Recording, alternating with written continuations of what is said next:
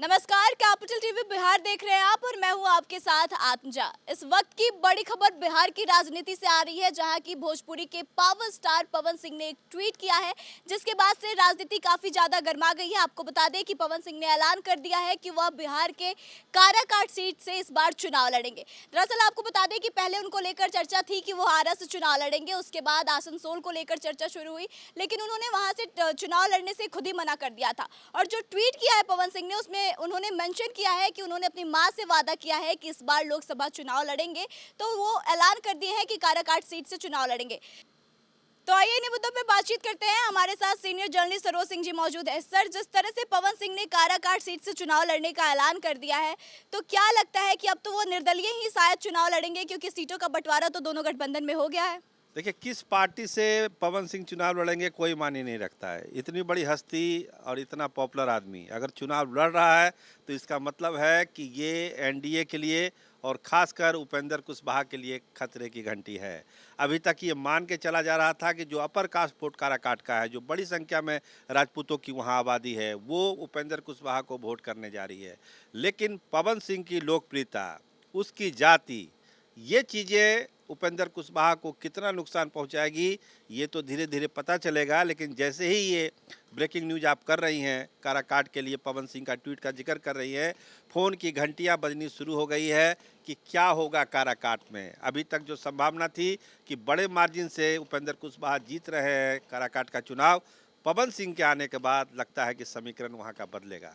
Sir, जैसा कि देखा जा रहा था कि पवन सिंह को लेकर चर्चा थी कि वो भाजपा ही ज्वाइन करेंगे और भाजपा की तरफ से ही चुनाव लड़ेंगे, लेकिन अब पवन सिंह खुद मैदान में है, तो इससे सबसे ज्यादा ऐसी चर्चा है कि भाजपा को ही नुकसान पहुंचेगा, यानी कि उपेंद्र कुशवाहा को। क्या लगता है, महागठबंधन पर भी इसका कोई असर देखने को मिलेगा या नहीं?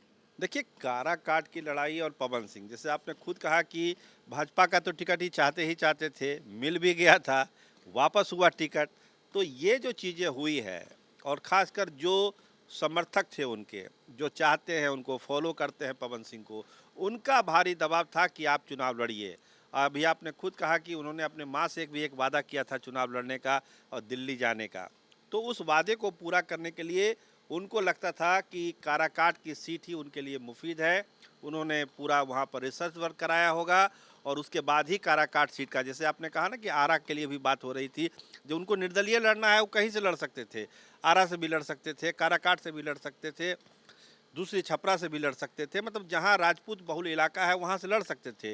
लेकिन काराकाट की सीट को उन्होंने चुना है। इसका मतलब है कि एक इक्वेशन बनाने की वहाँ पर वो कोशिश करेंगे और ख़ासकर जो यूथ वोटर है उसको लुभाने के लिए पवन सिंह वहाँ पूरी ताकत लगाएंगे, क्योंकि उनकी भी प्रतिष्ठा अब दांव पे लगी है काराकाट में। सर, इस बार के लोकसभा चुनाव में देखा जा रहा है कि कई सारे ऐसे सीट है बिहार में जहां की बागी लोग खड़े हो रहे हैं, निर्दलीय खड़ा होकर चुनाव लड़ रहे हैं, तो ऐसा क्यों देखने को मिल रहा है और इसका असर क्या पड़ेगा चुनाव पे? देखिए, अभी तो शुरुआत हुई है, अभी तो शुरुआत ही हुई है। अभी पहले चरण की वोटिंग भी नहीं हुई है, बहुत जगह नॉमिनेशन भी नहीं हुआ है, अभी दूसरे फेज तक का ही नॉमिनेशन हुआ है। अभी तो 5 चरण का नॉमिनेशन बचा हुआ है बिहार में। और जिस तरह की चीज़ें जैसा आप बता रहे हैं कि बड़े बड़े स्टार, देखिए काराकाट से अभी घोषणा हो गई इनका। अब बक्सर की ही बात कर लीजिए, जस्ट बगल का मामला है। जो आनंद मिश्रा है, उन्होंने ताल ठोक के रखी हुई है वहाँ पर। तो आनंद मिश्रा के आने का मतलब है कि एनडीए का गणित वहाँ गड़बड़ा रहा है।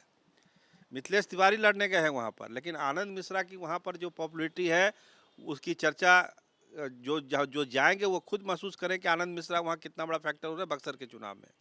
बहुत सारे लोग हैं जिनका टिकट इस बार, देखिए अभी आरजेडी की कल लिस्ट आई है, बहुत लोगों का टिकट कट गया है।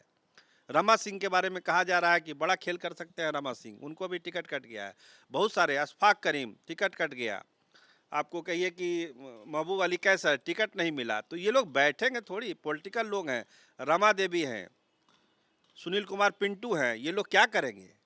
जो जिनकी आपने जो चर्चा कर रहे हैं ना कि बागी उम्मीदवार, ये लोग बहुत सारे सीटों का गुना भाग तय करेंगे।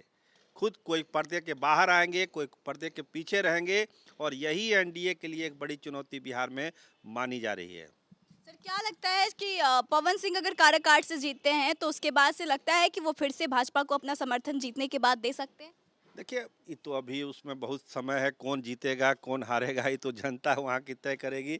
लेकिन ये है कि पवन सिंह के आने के बाद काराकाट की लड़ाई बहुत दिलचस्प हो चुकी है।